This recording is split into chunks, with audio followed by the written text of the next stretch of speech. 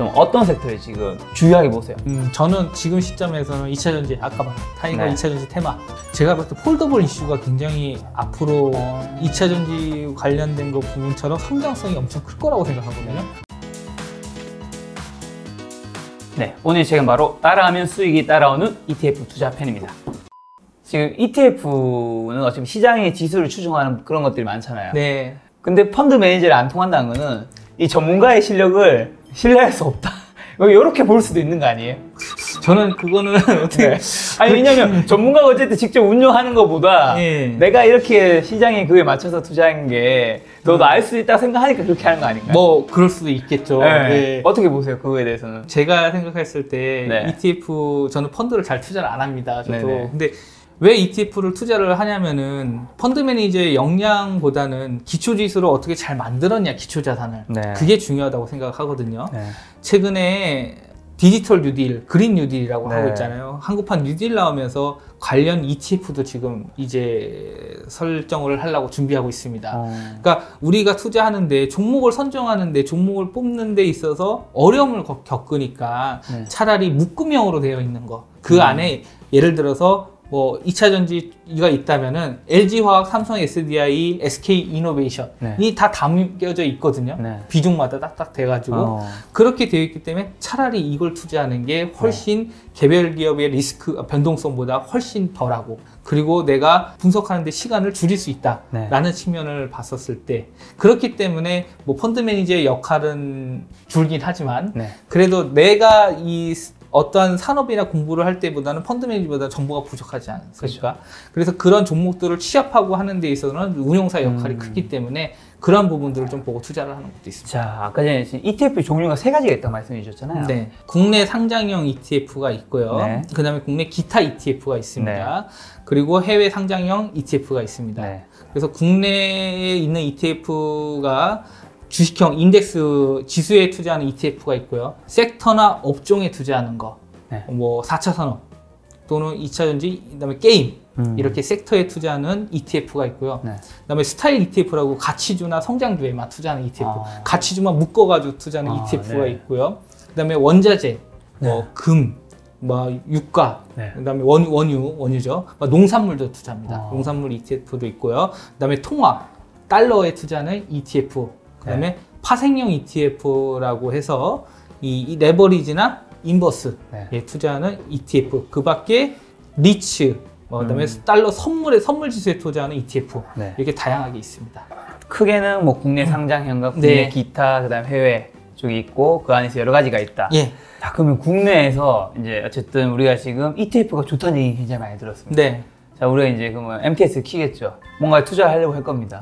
좀 국내에서 좀 유망한 ETF 좀 어떤 게 있나요? 섹터 쪽을 봤었을 때는 최근에 이 테슬라 배터리 데이 이후에 2차전지 관련주도 많이 떨어졌잖아요. 많이 떨어졌죠. 예, 그렇지만 배터리 2차전지 배터리 업체들은 테슬라에만 공급을 하는 게 아니기 때문에 자동차 OEM 회사인 뭐 폭스바겐이라든지 GM이라든지 뭐 해외 OEM 자동차 OEM 업체도 공급을 하는 부분들이 있기 때문에 이 고객사가 분산이 됐다는 거죠. 그런 부분들로 인해서 이 전기차 성장성에 대한 부분들은 저는 의구심이 없습니다. 그렇기 때문에 일단 2차 전지에 대한 이 성장성도 같이 갈 수 있다라고 생각을 하고 있거든요. 그래서 제가 좀 관심 있는 국내 ETF는 타이거 2차 전지, 타이거 200 2차 전지. 자, 봅시다. 지금 이게 한마디로 ETF라는 거죠. 그렇죠. 2차 전지들을 담은. 이 안에 뭐 어떤 것들이 좀 담겨 있는 건가요? LG화학도 있고요, 포스코 케미칼도 있고요, 삼성 SDI도 있고요. 그럼 이 안에 지금 어떤 것들이 담겨 있는지 어디서 좀 볼 수 있을까요? 그거는 미래에셋 자산 운용에 들어가면은 PDF라고 있습니다. 자산 구성 내역. 그 안에 들어가면은 어떤 종목이 들어가 있는지 쭉 나와 있습니다. 그리고 내역부터 비중까지. 그거를 매일 실시간으로 나옵니다. 근데 펀드 같은 경우에는 보통 운영보고서 3개월 있다가 받거든요. 펀드 투자하시는 분들은 3개월 있다가 내가 어떤 종목이 있는지 상위 종목만 볼 수 있는데 ETF는 매일매일 이 한국거래소나 자산운용사 홈페이지에 가보면은 어떤 종목이 들어가 있는지를 확인을 할 수가 있습니다. 뉴스 보면 말씀하신 대로 지금 이게 미래에셋에서 만든 건가 봐요. 맞습니다. 미래에셋, 타이거는 미래에셋 자산운용입니다. 지금 이게 추천주가 아니라 어쨌든 2차 전지로 담을 때 참고할 수 있는 이제 ETF가 타이거 2차전지 테마 이렇게 검색해서 바로 이 MTS에서 살 수 있다. 네, 그렇죠. 그렇죠. 자, 좋습니다. 자, 2차전지 했고요. 네. 그다음에 해외 쪽을 좀 살펴보면은 네. TAN이라는 ETF가 있는데 TAN은 뭐냐면 인베스코라는 자산 운용사에서 해외 자산 운용사에서 운영하는 ETF입니다. 근데 뭐 어떤 거에 투자하냐면은 태양광 기업에 투자합니다. 태양광. 이 태양광 기업에 투자하는 ETF고 주로 미국 기업에 많이 투자를 합니다. 태양광 수익이 3분의 1 이상 나오는 매출이 나오는 기업들. 에 투자를 합니다. 왜 태양광 사업이 좋냐 이 말씀을 드리면은 태양광이 예전에 굉장히 비쌌어요. 그래서 설치 비용이 비싸다 보니까 이 상용화에 대한 부분들이 좀 지체가 될 것이다. 이게 가격 경쟁력이 없다. 너무 비싸서 사람들이 구매 안 한다. 구매력이 떨어진다. 그렇게 얘기를 했는데 모듈 가격이 많이 떨어졌습니다. 그만큼 기술 개발이 원가 절감을 했기 때문에 태양광에 대한 부분들이 점차적으로 구매력이 좀 증가할 수 있다는 거고요. 두 번째는 이 정부에서 좀 보조 정책을 계속 하고 있습니다. 원가가 떨어진 이유도 정부에서 보조금 지원분들이 있기 때문에 기업의 생산 원가에서 많이 줄일 수가 있거든요. 그러면 그런 부분들이 있대서 소비자 입장에서도 가격을 싸게 해서 판매할 수 있기 때문에 그런 부분들에서 구매력이 있는 게 있고요. 그 다음에 한국도 그렇고 미국, 뭐 유럽에서 다 보면은 그린 뉴딜 하고 있죠. 그렇죠. 요즘 뭐 문재인 대통령이 또 발표하셨잖아요. 그렇죠. 그린 뉴딜. 그린 뉴딜의 또 핵심 수혜주입니다. 태양광 대체 에너지를 위해서는 이 그린 뉴딜이 또 핵심 수혜주이기 때문에 이 글로벌 정책 모멘텀이 있기 때문에 TAN이라는. 자, 그러면 이제 말씀해 주신 대로 제가 한번 찾아보겠습니다. 지금 이게 해외 주식이죠? 이겁니다. 인베스코 솔라. 요거군요. 네. 그러면 지금 종목 이름이 인베스코 솔라 ETF. 솔라가 태양광이죠. 솔라가 태양광이고 인베스코가 만든 건가요? 자산운용사. 앞에가. 인베스코에서 앞에 만든. 보통은 이 앞에 철자는 그 자산운용사를 얘기를 합니다. 그래서 코덱스 같은 경우에는 삼성 자산운용, 타이거는 미래에셋 자산운용. 어쨌든 이거는 태양광 관련된 것들을 담은 ETF. 네. 자, 또 다른 건요? 또 하나 더 얘기를 하면은 SUSA. 수사? 미국의 뭘 수사한다는 건 아니고요. 뭘 수사? 아재 개그. 미국의 흔히 말해서 ESG 테마라고 있습니다. ESG의 약자가 뭐냐? 인바이러먼트 환경이고요. 그다음에 소셜 사회 복지 정책. 그다음에 G 거버넌스는 지배구조. 이게 미국의 민주당과 공화당의 공통 정책 공약입니다. 그러니까 지금 현재 이제 11월 달에 대선 시즌이잖아요. 대선 시즌이다 보니까 공화당 관련주, 민주당 관련주 찾고 있거든요. 근데 결국 우리가 투자했을 때 교집합인 거 찾으면 더 좋을 거 아니에요. 그렇죠. 그래서 둘 다의 관련주 교집합을 봤었을 때 ESG 이것도 핫하거든요. 근데 그걸 좀 보시면 될 것 같고요. ESG의 이 ETF는 굉장히 추적 오차가 낮습니다. 이 추적 오차는 이따가 제가 용어 설명할 때 말씀을 드리겠는데 추적 오차가 낮기 때문에 그만큼 이 추적 오차의 위험이 줄어들어서 이 기초 지수와 이 순자산 가치 간의 괴리 자체가 잘 없습니다. 변동성 관리를 잘하고 있다는 거거든요. 이 운용사가. 그런 부분들을 좀 보시면은 좋을 것 같습니다. 추적 오차는 무슨 말인데요? 추적 오차는 기초 지수와 순자산 가치의 차이입니다. 기초 지수라는 것은 아까 말한 이 코덱스 200이라는 하나의 기초 지수가 있거든요. 그 코덱스 200과 순자산 가치 NAV라는 건데 NAV 간의 차이가 적으면은 추적 오차가 낮다라고 얘기를 합니다. 네, 여러분 요 자세한 이야기는 또 그 다음 영상에서 나올 테니까. 자, 또 다른 그러면 국내, 해외 유망 ETF 좀 있습니까? 뭐 고배당 관련주들 ETF도 한번 찾아보시면 좋을 좋죠. 것 같아요. 고배당 좋죠. 이제 배당 시즌이다 보니까 찬바람이 불면은 배당 시즌이다 얘기를 하고 있거든요. 그럼 국내 기업들 중에서 이제 배당을 많이 주는 기업들만 모아서 만든 ETF가 바로 또 고배당 ETF. 국내 주식에서 뭔가요? 그걸 한번 좀 찾아봐야 될 것 같은데 한번 코덱스 고배당이라고 한번 쳐볼까요? 네, 좋습니다. 자, 여기 있네요. 예를 들어서 대표적인 게 통신주가 고배당이거든요. 그런 고배당 관련 기업들, 유틸리티나 통신이나 뭐 정유업 정도 배당을 많이 줍니다. 근데 이번에 코로나 때문에 배당을 많이 줄지는 잘 모르겠어요. 타격을 받아서 유가가 많이 떨어졌기 때문에 또. 그래서 그런 종목들을 모아서 만든 겁니다. 삼성자산운용에서. 예. 코덱스 고배당. 예. 아니 이거는 그러면 이게 지금 주가 변동이 그렇게 별로 많지 않을 것 같은데. 그렇죠. 대신 배당금을 많이 받나요? 배당금을 좀 많이 받겠죠. 더. 그렇죠. 근데 배당금 제가 아까 뭐라고 했죠? 배당은 배당 소득세 15.4%를 뗀다. 그 세금만 이제 이슈가 있겠죠. 그렇죠. 그럼 뭐 사실 주식 투자할 때도 배당주에 투자하는 그렇죠. 거는 배당금에 대한 수익에 대한 그런 걸 내야 되는 거니까. 예, 맞습니다. 지금 이거는 어떤 ETF를 사느냐 이전에 섹터 자체에 대한 것들을 좀 알아야 된다는 생각이 좀 많이 드네요. 그렇죠. 원래 국내 ETF가 최초 이제 상장을 했을 때가 2002년입니다. 네. 4개의 ETF가 상장했어요. 코스피 200과 코스피 50을 추정하는 ETF가 4개가 상장을 해서 300억 정도 거래가 됐습니다.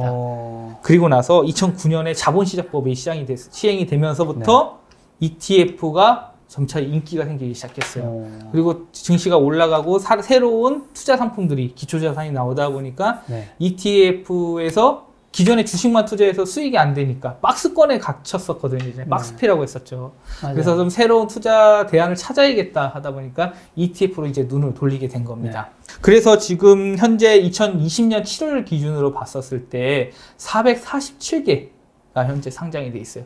2002년 10월에 4개로 상장했던 게 바로 월드컵에 네. 저 군대 갔을 때인데 네. 4개였던 게 2020년 7월이 돼서 447개 늘어나게 된 것입니다. 그 중에서 국내 ETF 비중 같은 경우에는 74%, 그다음에 해외 ETF는 26% 정도 비중이 됩니다. 증권사에 계신 분들이 개별주의 투자가 금지가 좀 많이 되어 있다고 들었는데 맞습니다. 그런 분들이 ETF는 좀 하는 걸 허용한다고 제가 많이 하고 있는 것 같던데. 네, 맞아요. 그렇죠. 그렇죠. ETF의 장점은 또 뭐냐면은 네. 주가 조작을 할 수가 없어요. 그 종목들을 다 주가 조작 그거에서 그렇죠. 가격을 막 인위적으로 할 수가 없거든요. 그거를 다 하려면 엄청난 돈이 필요하겠죠. 그렇죠. 그러니까 지수를 그냥 추정하는 거기 때문에 네. 주가 조작이 안 됩니다. 근데 만약에 지수를 추정하는데 지수와 추정과의 거리가 멀어졌다. 네. 그럼 그게 바로 괴리율이 발생했다고 하는 거거든요. 이제 그런 리스크에 대한 부분들이 있는데 괴리율은 단기적으로 해소가 빠르게 됩니다. 그렇기 때문에 제일 중요한 거는 개별 기업에서 주가 조작이 없기 때문에 이제 증권사에 있는 사람들이 네. 정보 듣고 사는 거 아니야? 이런 거에 나올 수가 없는 구조죠. 이거는. 그래서 이제 증권사 그 종사자분들도 ETF는 투자할 수 있다. 네. 어쨌든 지금 ETF에 투자하는 거는 그 산업, 섹터 자체를 좀 공부하는 게 되게 중요한 거잖아요. 지금 요즘 핫한 섹터들이 몇 개 있죠. 네. 제가 봤을 때는 첫 번째는 뭐 그린 뉴딜에 해당되는 뭐 풍력, 뭐 태양력 이런 것들이 있을 것 같고요. 두 번째 뭐 전기차, 배터리 이런 쪽. 그다음에 세 번째가 한국의 플랫폼, 인터넷 기업들. 그다음에 네 번째가 반도체도 좀 해당이 될 거고요. 그다음에 다섯 번째가 엔터주. 그다음에 여섯 번째가 뭐 은행주는 사실 그렇게 뭐 약간 좀 찬밥 신세를 받고 있잖아요. 그거보다는 이제 증권주가 조금 더 낫다는 얘기를 듣고 있고. 그리고 제약 바이오주. 그렇죠. 제약 바이오주. 이런 것들이 굉장히 많잖아요. 네네. 요 외에도 뭐 사실 요즘에 음식료주들도 네. 좀 핫하고. 네. 코로나 이슈 때문에. 네. 저자님은 좀 어떤 섹터를 지금 주요하게 보세요? 이 모든 섹터들이 다 잘 된다고 하지만 그 중에서 또 주요하게 보는 섹터가 있을 거잖아요. 저는 지금 시점에서는 2차전지, 아까 말한 타이거 네. 2차전지 테마를 좀 봐야 된다고 생각을 하고 있고요. 네. 그 다음에 제가 ETF에서 디스플레이를 못 본 것 같아요. 디스플레이 쪽에 있는 ETF를 만약에 찾게 되면은 네. 제가 봤을 때 폴더블 이슈가 굉장히 앞으로 2차전지 관련된 거 부분처럼 성장성이 엄청 클 거라고 생각하거든요. 네. 지금은 재택근무 또는 집에서 생활하는 게 많아지다 보니까 멀티태스크를 할 수 있는 폼팩터가 필요하다고 생각을 하고 있어요. 네. 폴더블은 내가 하나의 그 어떤 업무 처리를 하면서 또 다른 거를 같이 할 수 있다라는 네. 측면. 그래서 삼성전자에서도 이제 태블릿 PC를 좀 줄이려고 하고 노트나 이런 것들 좀 줄이려고 하고 네. 폴더블을 좀 키우려고 하는 것도 있거든요. 삼성전자가 폴더블 선도주자이기 때문에 그런 부분들에 있어서 현재의 시장에 대한 전체의 스마트폰의 비중이 그 폴더블 비중은 작습니다. 2% 3%밖에 안 돼요. 네. 전기차도 글로벌 전체 생산량의 내연기관 합해서 네. 5%밖에 안 돼요. 근데 왜 그만큼 성장 룸이 너무 많이 열려 있기 때문에 네. 성장성이 클 수 있다라는 걸 생각하고 있는 거거든요. 네. 근데 폴더블 쪽 관련된 디스플레이도 제가 봤을 때는 크게 성장할 수 있을 것 같습니다. 근데 그와 관련된 제가 아직 ETF를 찾지는 못했어요. 네. 폴더블 관련 ETF 또는 디스플레이 ETF가 있다면은 OLED죠, 주로.